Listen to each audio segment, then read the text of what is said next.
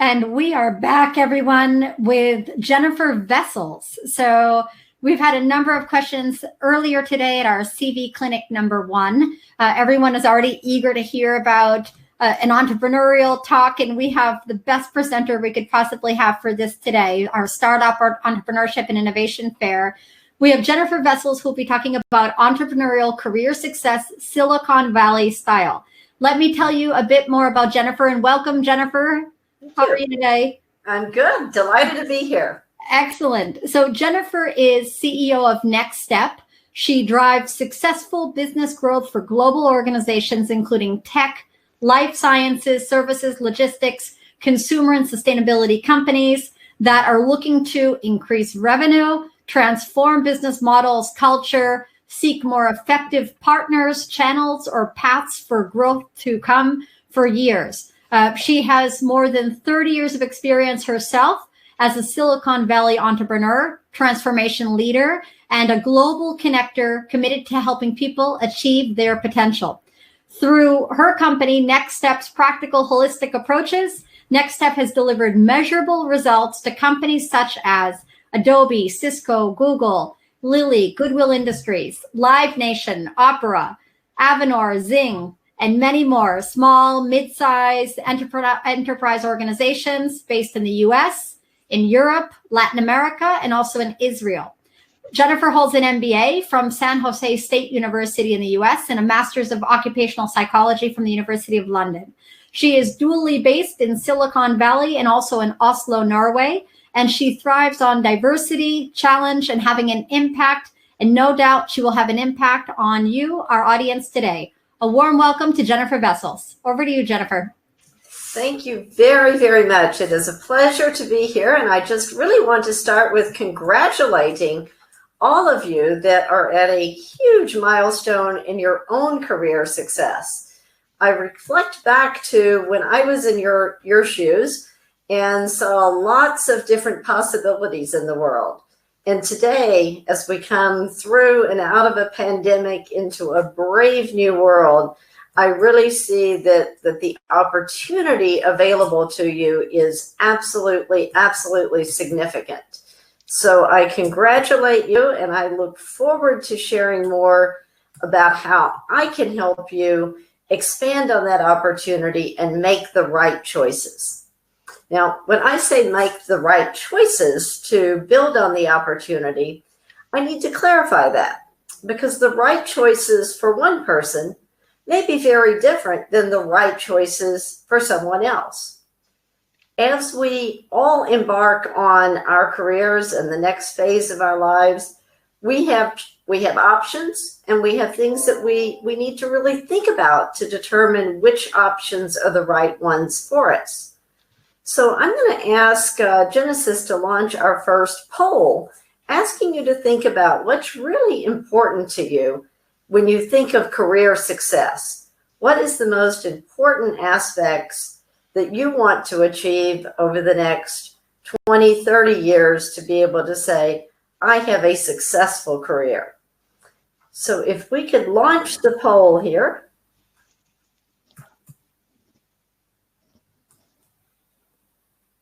And I am not seeing any poll results. Is there okay, there we go. Giving them a bit more time, and we'll close it in just a few moments, and we'll see the final result.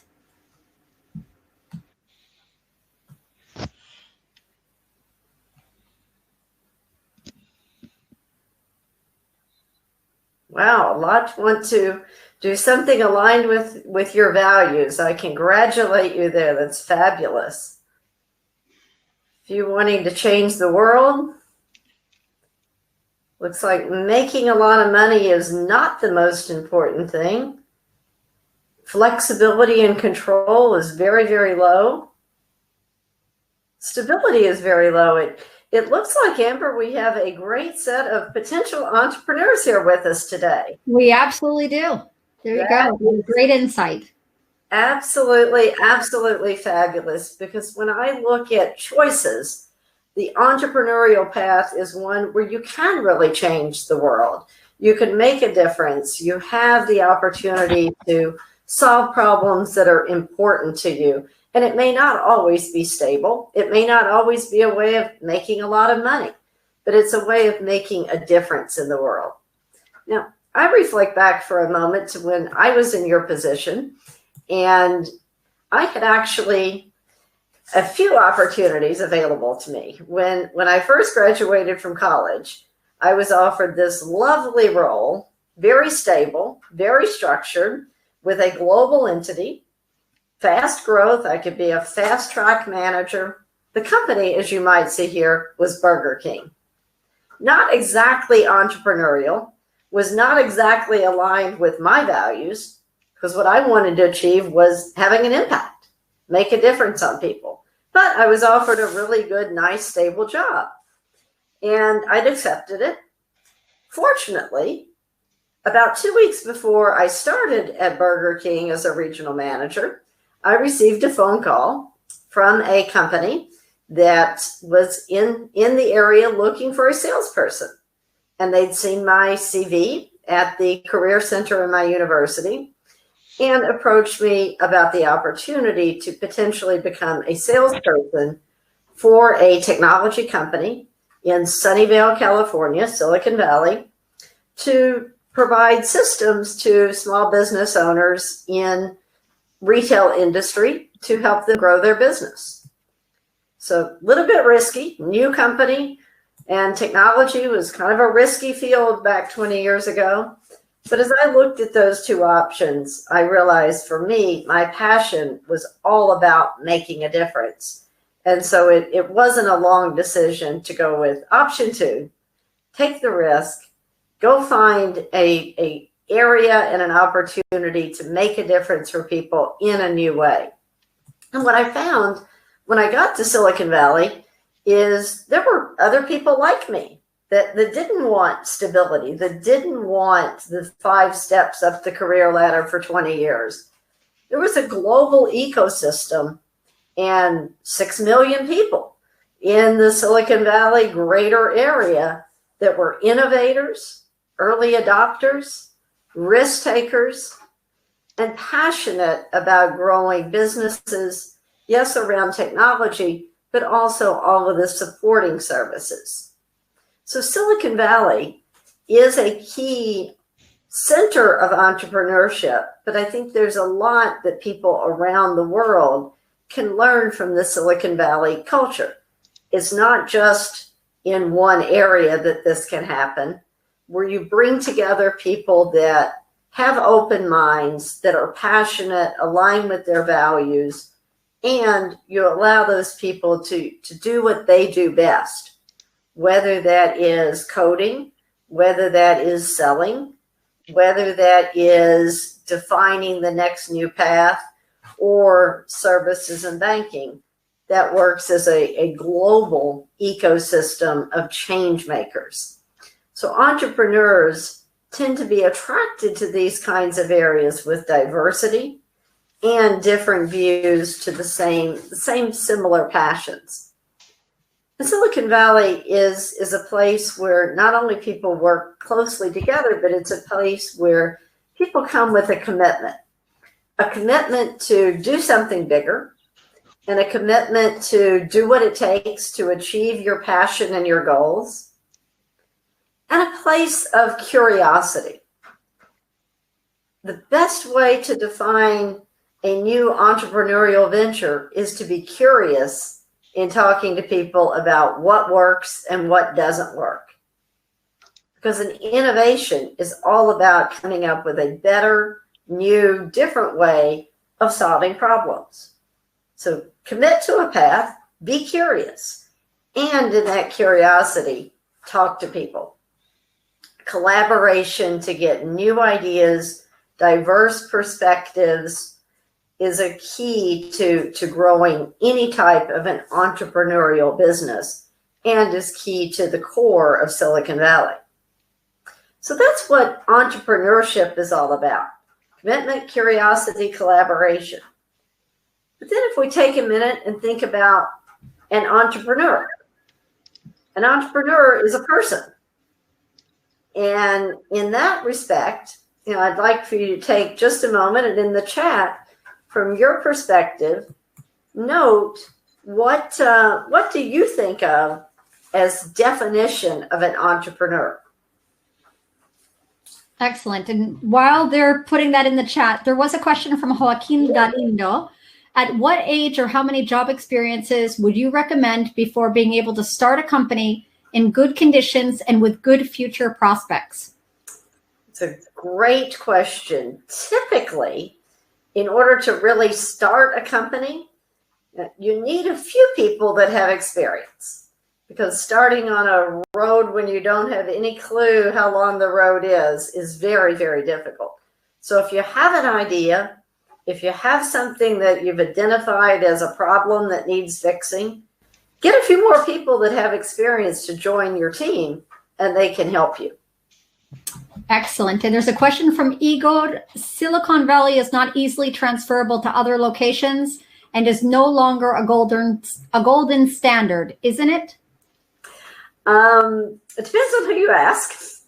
And as I refer to Silicon Valley, I'm actually referring more to a culture than to a location. A culture that attracts people who are risk takers, attracts diversity, people that can challenge each other, people that are committed to driving change and making a difference in the world, and people that are willing and able to collaborate together. I mean, I look at the San Francisco Bay Area, original Silicon Valley, other places like Austin, places like Berlin, Germany, Israel, where there's a lot of diversity and a lot of risk-taking, and that creates that culture. Great. And you have some answers here to your question, what is an entrepreneur? I love these. A dreamer, a creator, a visionary, sees opportunities, the risk takers. Absolutely great descriptions. And I agree with all of these that I'm seeing here. And I'd add to that to the negative, an entrepreneur may be considered that person who's crazy enough to jump out of the normal standard pattern, believing they can change the world.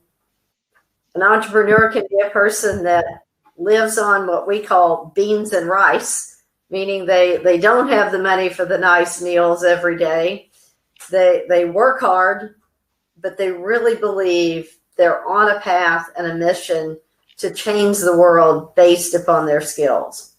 They definitely need to be creative, and they definitely need to be a go-getter with stamina. Now, that doesn't mean everybody in the world needs to be an entrepreneur. In fact, I would suggest that the entrepreneurs among us should probably be no more than 5 to 10% of the people in any population, because otherwise you'd have just a bunch of crazy people all trying to change each other and change the world. So it's a question for each of you as you look at entrepreneurship. Are you the entrepreneur, or are you a supporting resource? Because for the 5% of entrepreneurs to grow and thrive, they need other team members to bring them experience, other skills, other perspectives, and to challenge them. So I believe we have this set up in a poll, but you can also just look here on the screen and just think for a moment about yourself. If you had to choose, would you want comfortable, where you chill and just kind of get your way through life, or the hard work and the thrilling? And they do have that. There is a poll now. Excellent. Let me click the right button there. Excellent. So we definitely have more of the chilling and thrilling, the entrepreneurial side. What about nice or impactful?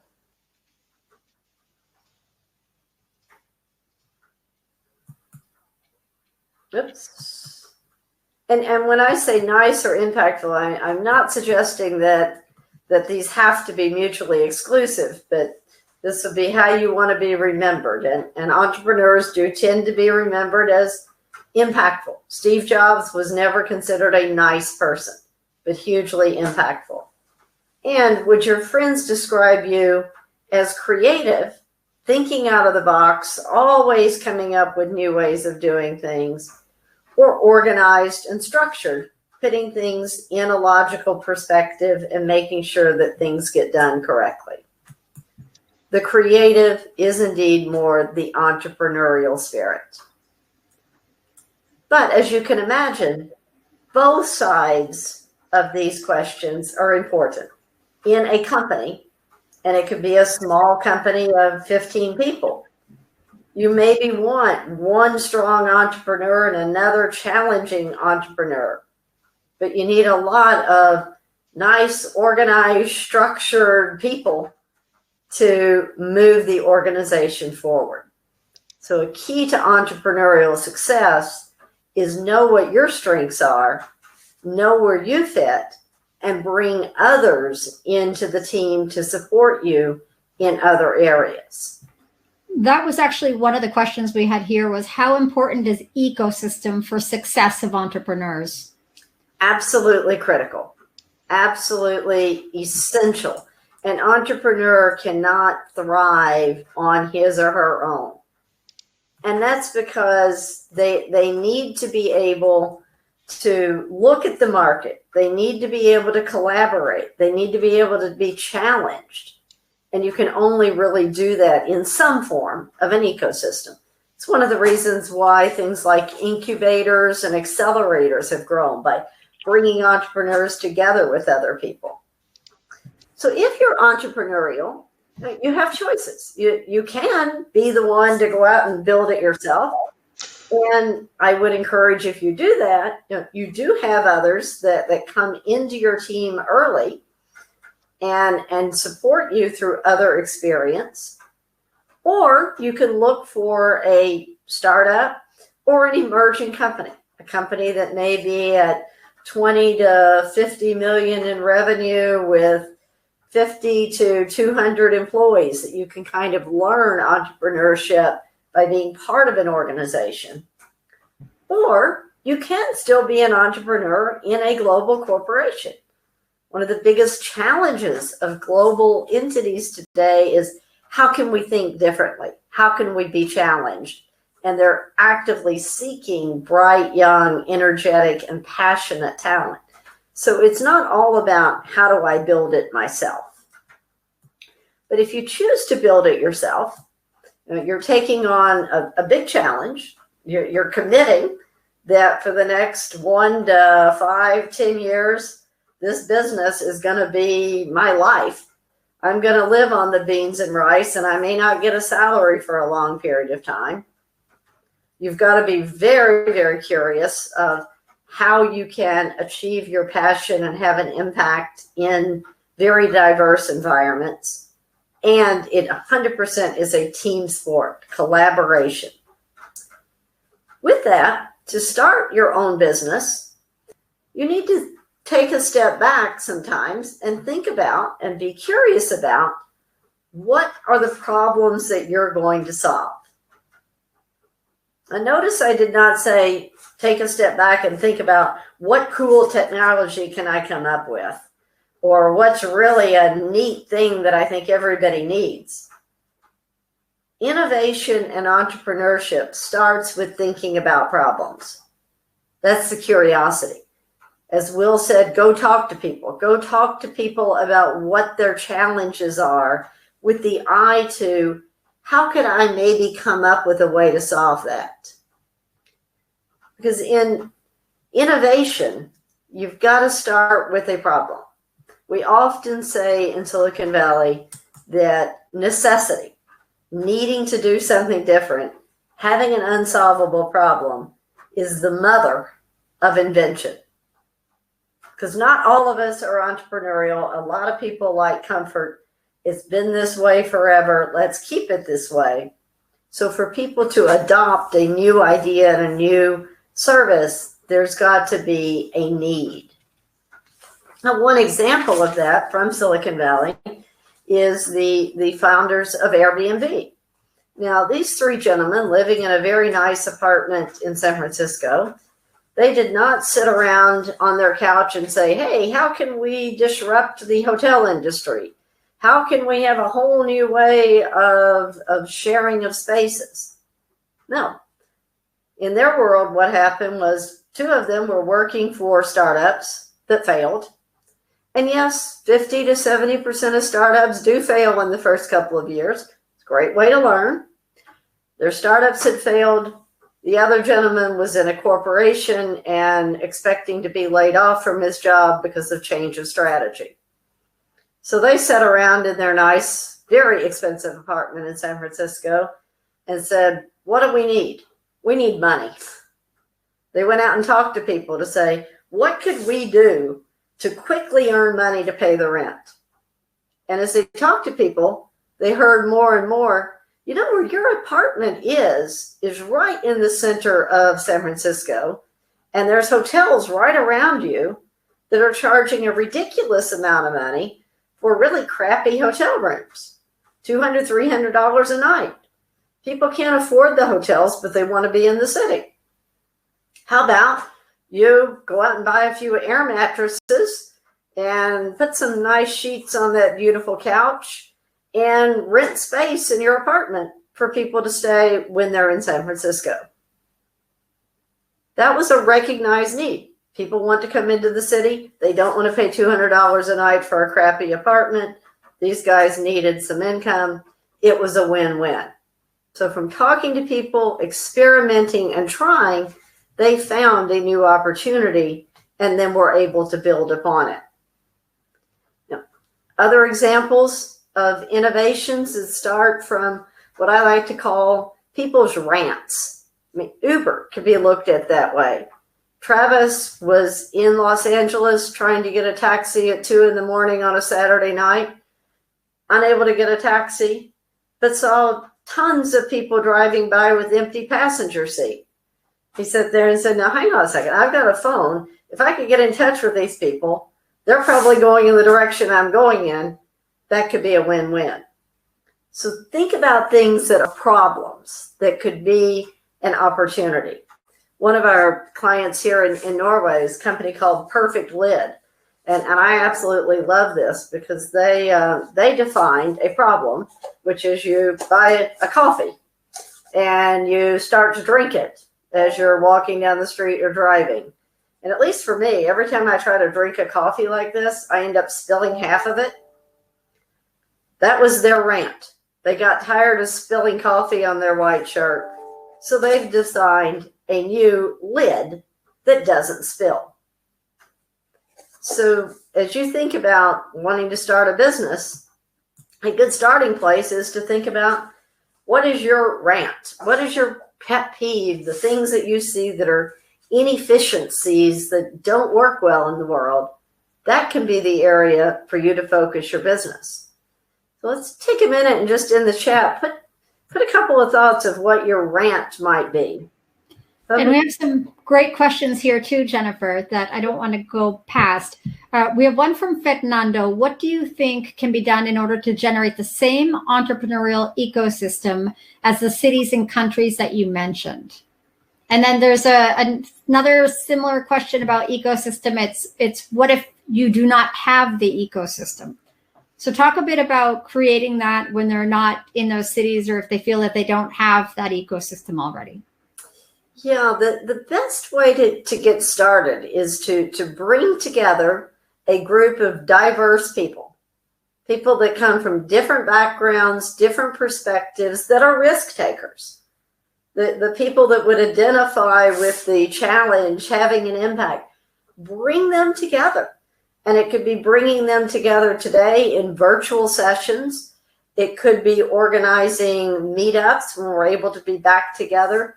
Bring them together and start having conversations.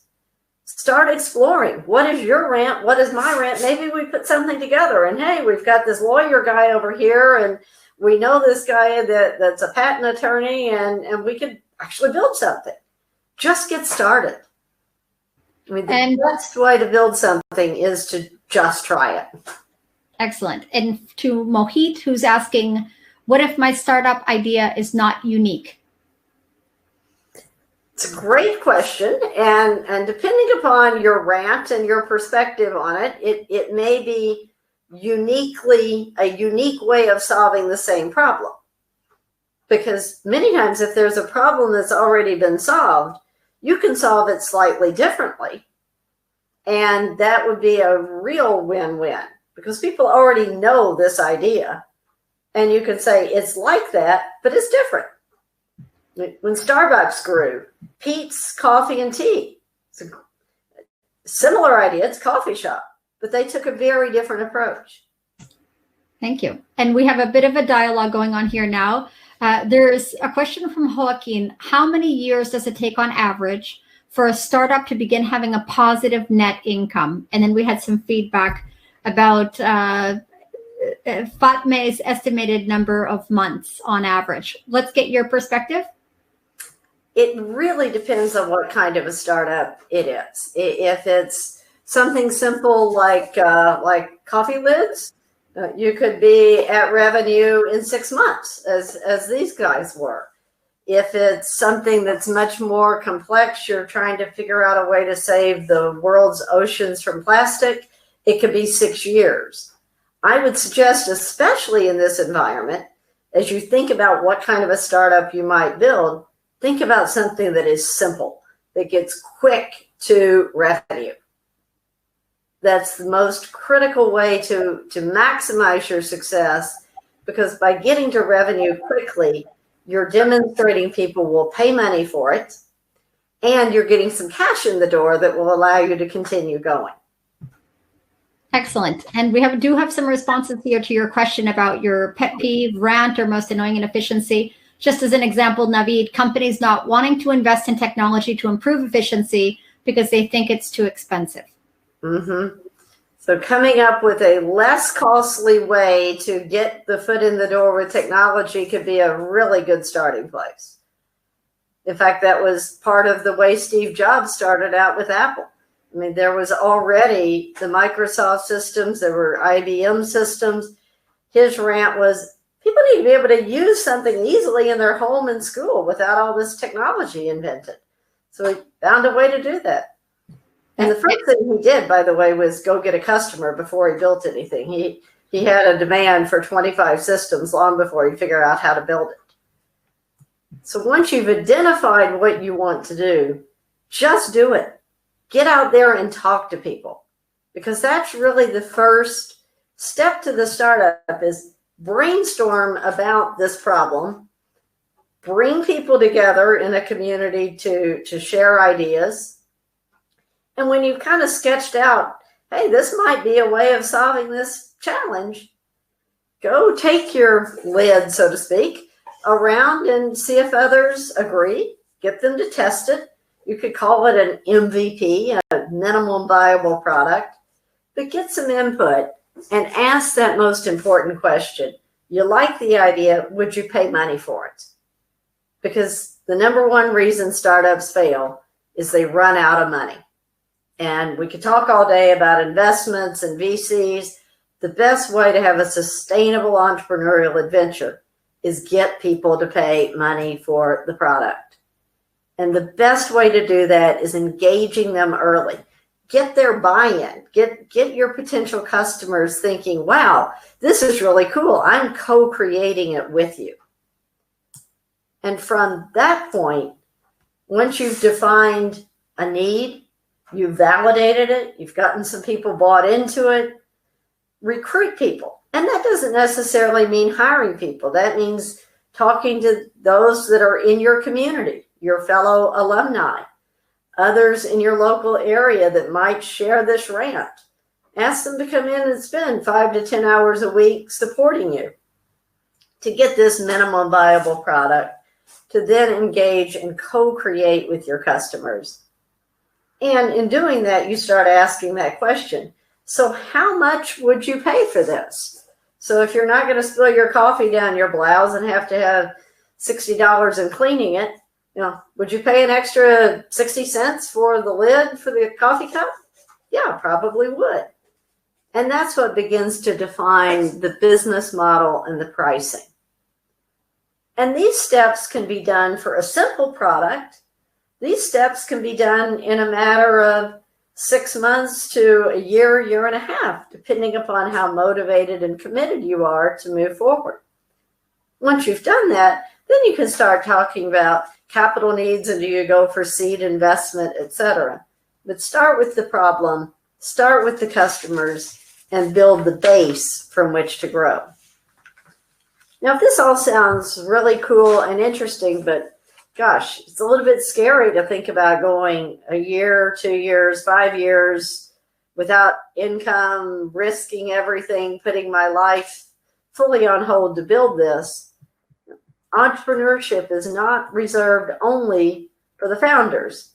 There is an option to join an entrepreneurial company.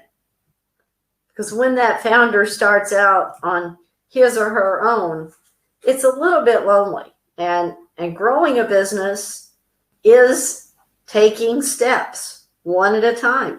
You start out with the problem, you come up with a solution, you get people bought in, you start to build some revenue. You're probably 2-3 years down the road, and then things change. You need new perspectives, and it may be 5 to 10 years before you're really at takeoff point. So you need people around you to support you. And I'm going to jump over this poll. It's really kind of setting up for the main thing that startups need in addition to customers is good people.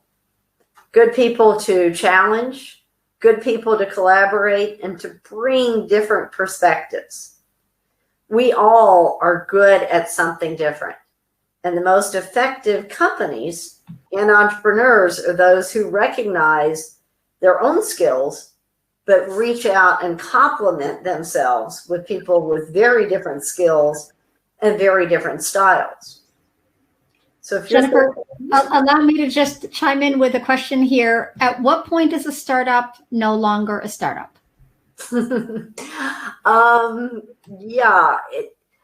Technically, I mean, one could say when a company gets to about 5 million euros, US dollars, pounds in revenue, and they're about 25 to 50 people.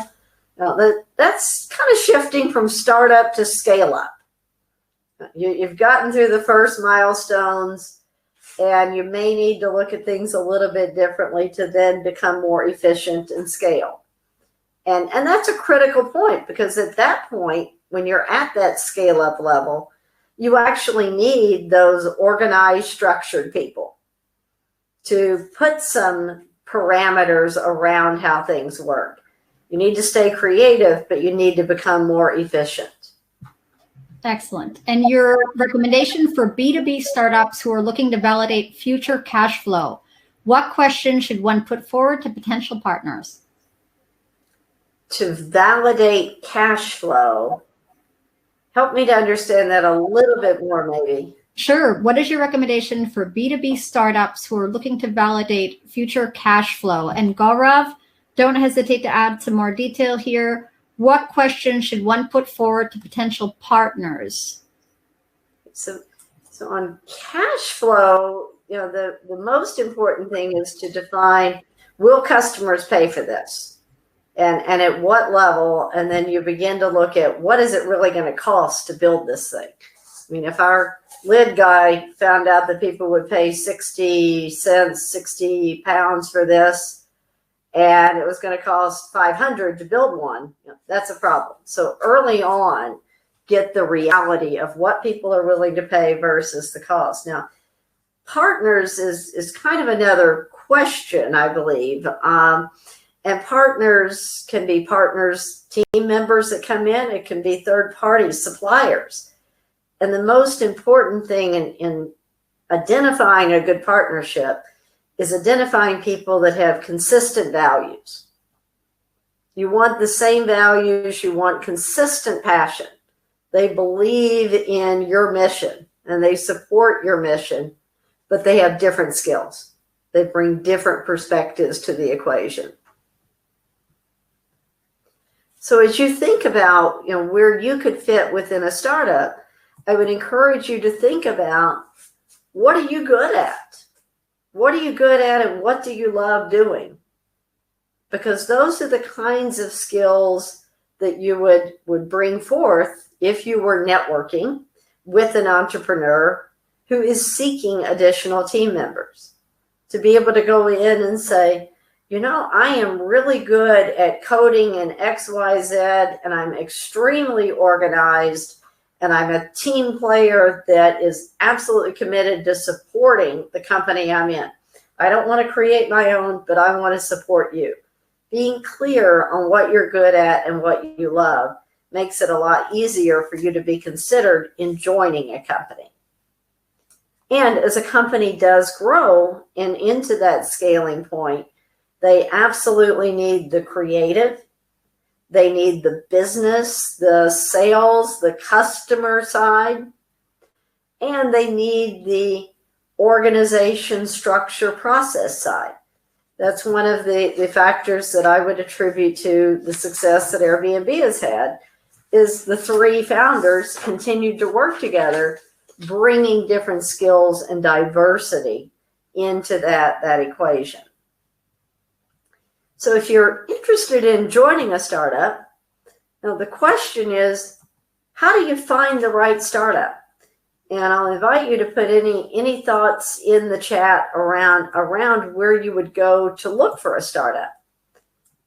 Encourage you to think back to some of what Will was saying relative to networking.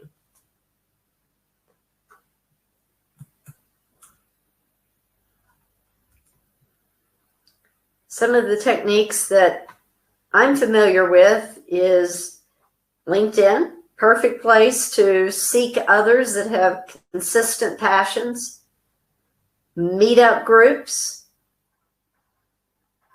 discussion groups around a topic that you're passionate about, following the experts and the gurus in different topics. We're getting some responses: incubators, accelerators, networking, communication. Perfect. And incubators and accelerators often have either live or digital events. Join in, demonstrate your skills, demonstrate your passion, and do the follow-up. Do connect with people personally in LinkedIn, and be very clear about what you potentially would bring to that startup. So it's all about your passion. It's a startup. Sorry, Jennifer. Timo also suggested the universities. He says, I know they have databases about companies as well, so maybe there's a way to filter out the startups there as well. And of course, if so many of our academic institutions have startup hubs and accelerators, incubators, so do reach out to your academic institution or alma mater in the case of alumni, for sure. Absolutely. And focus on your passion. As many of you want to have an impact, and I'm sure you have key areas that you want to drive. Become a leader, become a thought leader. And just because you're young and do not have a lot of work experience doesn't mean you could not become a voice. You know, as we saw earlier in the year with Greta, has become a huge voice for climate change. Become a voice, and that will attract the right startups to reach out to you and the right scale-ups. It can also lead to opportunities for you to be approached for being entrepreneurial within an existing global corporate. There are multitudes of corporations in all different areas and sectors around the world that are desperately, in many cases, seeking the right young talent, people with passion, people that want to make a difference, to come in and challenge their traditional ways of doing things, bring that new perspective, bring that diverse energy into the organization. Because the number one corporate need is people with new ideas, and it is diversity. And that's not just diversity in backgrounds, but it's diversity in ideas and passion to actually accomplish their goals and their views. So if you're considering possibly the corporate route, for those that were looking for more stability in your career, think about where you can bring your skills into the corporate area, whether that's in technology, whether that's in human resources, whether that's in creative ways of bringing customers together, because each of us brings a unique value, and especially into a corporate, that can be extremely, extremely important today. So they're just like everywhere else. Think about your passion. Follow companies. Follow people. LinkedIn is absolutely great in that respect. And people, even at executive levels in large corporations, will engage with you when you put content that is relevant, when you comment on things that they post, when you participate in conferences, webinars that they may be in. Engage people and show that you're interested, always demonstrating professionalism, but also demonstrating your passion and desire and commitment to really be a change agent in the world. So ultimately, that's what an entrepreneur is a change agent. So as we think about entrepreneurial career success, it ultimately comes down to understanding what you love, what you're passionate about, what the world needs. And that can be your rant. I love having nice coffee all day, and the world needs a better way to drink it. It can be that simple. And as you think about what you love and what the world needs, you probably begin to identify, there's some things I'm pretty good at that's around that. Pretty good at designing, pretty good at organizing. And that ultimately becomes what you could be paid for, i.e. your career and your vocation as you move forward. So I would suggest it starts with going inside yourself and really pondering, where do you want to go? What is your passion? What are you able to commit to? Be curious to seek others' perspectives and collaborate to ultimately achieve that commitment. And I would absolutely encourage you to reach out to me. I'm in LinkedIn, and I think there was an offer that should come up that has my LinkedIn profile in it. If not, it's just very simple. Jennifer Vessels in LinkedIn. Would appreciate any personal messages from you there. Happy to connect and happy to support you in your entrepreneurial career journey. Thank you so much, Jennifer. That was fantastic. And yes, they have it, everyone, in the offers section. You can directly connect with Jennifer there now. And we do have some questions, Jennifer, that I would like to ask you. One of them, how do you prevent startup failure? It's a big question. Start out with making sure you're solving a real problem. I would say 90% of the startups I see fail it was a great idea, but nobody really needed to pay money for it. So start there. And then secondly, be realistic. It is a journey. It's a marathon. Plan 1, 2, 3 years before you see any return. Great advice. Now, a question, there are some personal cases in here. And so for those specific cases, definitely you want to connect with Jennifer. There's a question about how to access grants to finance the kickstarting. Any of your advice or information would be greatly helpful. Yeah, that's a long process. I mean, you can certainly, and I would encourage to look at your university, your local community, and if you have a passion and you have a rant and an idea that's really solving a societal problem, which could be environment, it could be social diversity, there can be grant money. However, it does take time and it takes a lot of energy that I would suggest may be better spent going out talking to customers about would they buy your product. Very good. Question from Deepak. I've thought of opening a tech startup in Paris and would like to get connected with Silicon Valley. to get business. What is your comment on this? Will this succeed? It could. And the best way to get connected with Silicon Valley is to connect with some of us that are in Silicon Valley. I mean, Silicon Valley is simply a big community of 6 million people that are all humans, and we all know each other. So reach out on LinkedIn, share with me your idea. If there's people I can connect you to, I'm happy to do so. Thank you for that generous offer, Jennifer. A question from Joaquin. How many years does it take on average for a startup to begin having a positive net income? It depends, like everything. A positive net income is in your revenue is more than your cost. It's probably anywhere from 3 to 5 years.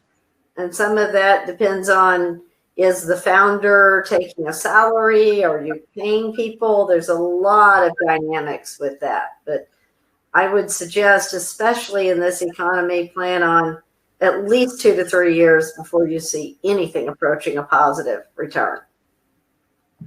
Very good. Now, this is a great question from Gaurav. Important. How to find the right mentors to coach you along the entrepreneurial journey. Yes, mentors are absolutely essential. And the best way to find them is to identify people that you respect, people that have done something similar to what you're doing. Reach out to them, either through your university program, through LinkedIn, follow them, comment on what they do. I can certainly speak for myself and a lot of my colleagues. Mentoring and supporting young people is one of the most rewarding things that we all do. So it needs to be somebody that is in an area that has experience with what you're working with and probably passionate about the same kinds of things. Great. And this is somewhat connected with that. From Joaquin, is it possible or recommendable that the investor of your new idea is a company of the same sector as your idea is going to enter into? So should you be targeting the same sector, investors from the same sector? Ideally, yes. And that's mainly because an investor is going to invest in something he or she or his or her company is passionate about. So if they're already investing in saving the ocean from plastic and you've got a new way to do that, chances are they'll be interested. And there might be some opportunity for your way to match with some of the way of other companies that they're working with. That could be a collaboration, a total win-win. Excellent. Now, how should we approach customers in a B2B scenario, given that we are a startup and they might be a much larger organization? Yeah, start with the people. Identify 1 or 2 people in that large corporation that you believe has a passion. Identify who they are, follow them on LinkedIn, see what they post about, see what their rants are. Identify with them, have a conversation, and use that as the starting place to get the foot in the door. Fantastic. Now from Fatme here, we have, if the startup idea is related to the GCC region, will Silicon Valley be interested to have a look at it? Depending upon what it is, absolutely.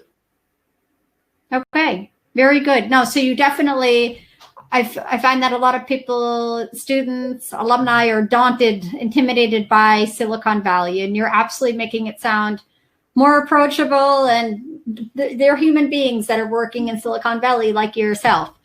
So starting by connecting with people like Jennifer. So Jennifer, I want to thank you for this fantastic presentation, for your generosity, for these valuable tips and insights, and just being so approachable and welcoming for our community today. You've contributed greatly to our virtual fair for entrepreneurship, startups, and innovation, and we appreciate that. Thank you so much. Most welcome. Thank you, and good luck with the rest of the day.